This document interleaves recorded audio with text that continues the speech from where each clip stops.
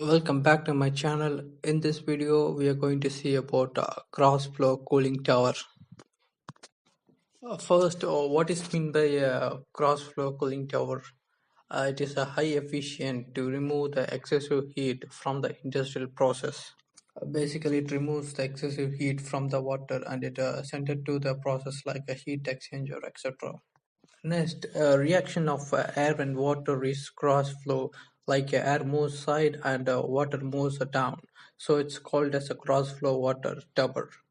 Basically, air reacted at the sideways and the water will comes down. So it both the air and water are crossed. So it's known as a cross-flow cooling tower.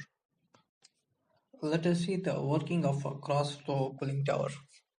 Inlet air, warm water from an industrial process is distributed over the filler media inside the tower. Basically, in cross flow or any cooling tower, water is distributed at the top, where water will be evenly distributed at the fillers. Actually, fills is a media where both the air and water will be reacted at the same site or a place. Air forced through the film media horizontally across the falling water. Actually, water is being falling down, reacting with the fills, and where air will be horizontally reacting to the water and reduce the temperature of the water. Actually, next process is a heat changer. As the air passes through the film media, heat is transferred from the warm water to the air through evaporation and convection, the heat exchanger. Basically, when a film media has been filled with the water and air will be reacted through that, excessive heat will be evaporated through the fan and excessive fan present at the top, and excessive heat will be removed from the water through the fillets. And next, water loses the heat and it is collected at the base at the bottom of the tower. Then, in the state where water will be lost its heat and it settled down at the bottom where we collected of cooling cold water. And the last step, closed air exits the cooling tower. Cold air will be exist the cooling tower. Remaining water vapor will be accessed through the exhaust fan at the top of the cooling tower. That's all of working of a cooling tower cross flow, and we'll see the pictures of a cooling tower. And these are the pictures of a cross flow cooling tower. First image is a realistic image. It's taken in the industry, so you can see that cross reaction of water and air at the arrow mark as shown in that picture. And the second image is a working of the cooling tower, where hot water has been distributed at the top, evenly distributed to the Phillips, where air will be reacting at the side and goes up to the hot air will be existed through the exhausted fan, and cold water will be comes down with the reaction of Phillips, where both air and water will be reacted at the cross flow.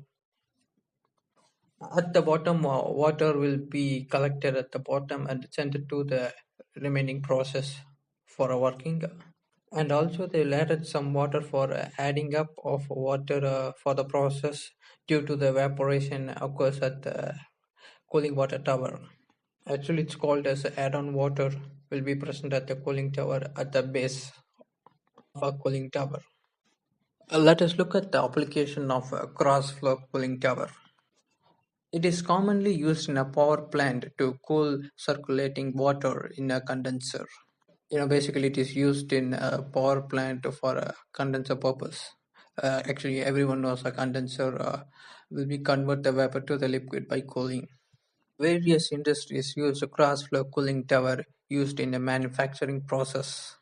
In a manufacturing steel where high energy will be produced, high heat energy will be produced. To reduce that, we need to use cooling water as the medium to reduce the temperature of a steel. And they mostly employed in HVAC system for a larger building. HVAC system is nothing but a cooling system or a air conditioner system uses a cooling water as a medium. And it is used in a chemical industries for a chemical processing plant for cooling reactions and equipments. And also a refinery utilized a cooling tower for cooling water used in a various process. To reduce the temperature, they must use cooling water as a medium to reduce the temperature in the form of a heat exchanger. It acts as a medium for reducing a temperature in the process. Let us look at the advantages of a cross-flow cooling tower. It is often have a more compact design, make them suitable for installation with a space constraint. Because it is a very simple design and it's require very less space. It has more advantages using in small scale industries or mid scale industries.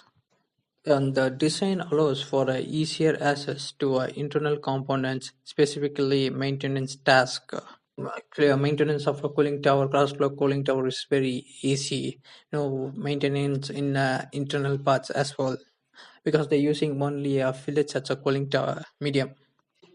Lower power consumption due to the lower fan power consumption compared to other cooling towers. Basically the fan is used for exhaust, remaining to remove the excessive heat or vapor present in the cooling system. So power consumption will be less. Lower noise level, which can be advantageous in a location where a noise is a constraint. Noise level will be very less as compared to the some other equipments where it will make some huge noise. It may be advantageous in where location will be a noise is a constraint in main areas like cities. Let us look at the disadvantages of a cross flow cooling tower. In a cold climate where a cross flow cooling tower may be susceptible to ice formation affect the performance of efficiency in cooling. In a cold climate where cities like or countries like America or Switzerland in a winter season or winter climate where it will be extremely cooling. In that kind of area, it will be a more difficult to perform a cooling system because ice formation will be high as compared to the some countries like India where extremely hot conditions. So also it affect the performance of a cooling tower. And limited cooling capacities in very large cooling requirement across a cross flow cooling system tower may have a limitation compared to the counterflow tower. It has a limited cooling capacity. If it comes to the very large scale production, it will be efficiency will be less as you compare to the counterflow tower, which we'll see in the next video. It may be more sensitive to the variation in the water quality, requiring a proper water treatment. Quality of water will be different due to the cooling system has been performed. And as usual, the initial capital cost of installation of cross-flow cooling tower can be relatively high as you compare to some other cooling system. It's due to the advantages that gives you. Due to the maintenance also will be high as we compare to some other cooling system. Fillets has been changing regularly to the good performance of a cooling system. Fillets is a plastic material. The lifespan of fillets will be less as we compare to some other cooling system. It's due to the reaction of salt in the water that reacts in the fillets. So that's all about cross flow cooling tower. Thanks for watching. See you in the another video.